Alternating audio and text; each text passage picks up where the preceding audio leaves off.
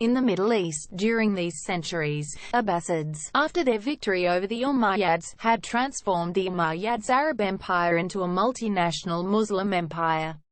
They ruled over the Muslims from 132 to 656 after Hijra, or 750–1250 CE. They moved the capital of the empire from Syria to Iraq, where they built a new capital, Baghdad, from which during the next 5 centuries, they would influence many of the main events of Islamic history. In the early period of Abbasid rule, al-Mansur, the second caliph of the dynasty, continued the reorganization of the administration of the empire along the lines that had been laid down by his Umayyad predecessor, al-Malik. Much of the Abbasid administration, for example, was left in the hands of well-educated Persian civil servants, many of whom came from families that had traditionally served the Sassanid kings. The important office of wazir or vizier, chief counselor, may well have developed from Sassanid models. The vizier was much more than an advisor. Indeed, when the caliph was weak, a capable vizier became the most powerful man in the empire. Another was the development of the Umayyad postal system into an efficient intelligence service. Postmasters in outlying provinces were the eyes and ears of the government, and regular reports were filed with the central government on everything from the state of the harvest to the doings of dissident sects. The language of government, business and trade became the Arabic, therefore, Arabic classes became a component of the work under the Abbasid Khilafah. Under the Abbasids too, a whole literature was created for the use and training of the clerical classes that had come into being. Since all government business was by now transacted in Arabic, manuals of correct usage were written for the instruction of non-Arabic speakers who had found government employment. The developments in trade, indeed, are among the achievements of the Abbasids that are too often overlooked. Because Islamic rule unified much of the Eastern world, thus abolishing many boundaries, trade was freer, safer, and more extensive than it had been since the time of Alexander the Great. Muslim traders consequently established trading posts as far away as India, the Philippines, Malaya, the East Indies, and China. From the 8th to the 11th centuries, this trade was largely concerned with finding and importing basic necessities, grain, metals, and wood.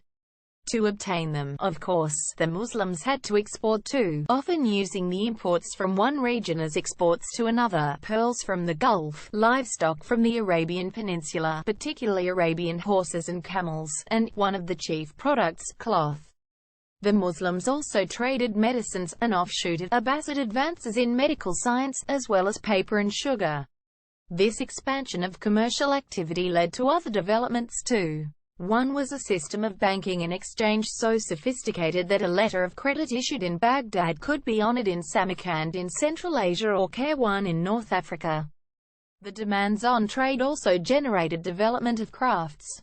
From Baghdad's large urban population, for example, came craftsmen of every conceivable sort: metalworkers, leatherworkers, bookbinders, papermakers, jewelers, weavers, druggists, bakers, and many more. As they grew in importance to the economy, these craftsmen eventually organized themselves into mutual benefit societies, which in some ways were similar to later Western guilds and which offered many social services, lodging travelers, engaging in pious works such as caring for orphans, and endowing schools. Because of this growth in commerce, the Abbasids also developed a system by which a mutazib, an inspector, made sure that proper weights and measures were given and that dishonest practices of all sorts were avoided. Overall, during the period of Abbasid rule, 750–1258 CE, from the Abbasid Revolution, when power shifted from the Umayyad clan to the Abbasid, ending to its end of Mongol invasion, was an age of progress of Muslims, mostly based on the Islamic principles. The Abbasids, the progress and decline times. Although there are numerous differences, many of which historians divide the history of civilization periodization Abbasid dynasty, which was about 500 years, 750–1258 AD, 132 to 656 R, into two main periods. The first period, lasting between 750 to 945 CE, 132 to 334 Hijra year, which at that time the Abbasid dynasty has a very strong political authority and then be able to give birth to a civilization progress so-called Golden Era, the Golden Age. But this period also once noted the emergence of the seeds of decline and political weakness that occurred in the latter part of this period.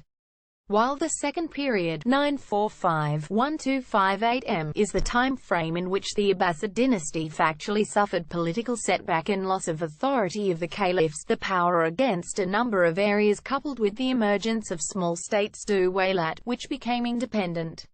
Another characteristic of this period are still remnants of invisibility of the influence of the golden era of Islamic civilization, embodied in the development of various scientific disciplines (ulum, construction, umran, the achievement of prosperity, until the next level, i.e. negative lifestyle degree. Period of the Abbasid dynasty was ended in 1258 AD when Baghdad fell to the Mongols under Hulagu Khan's command. Roots Islamic Homeschool, the History Series.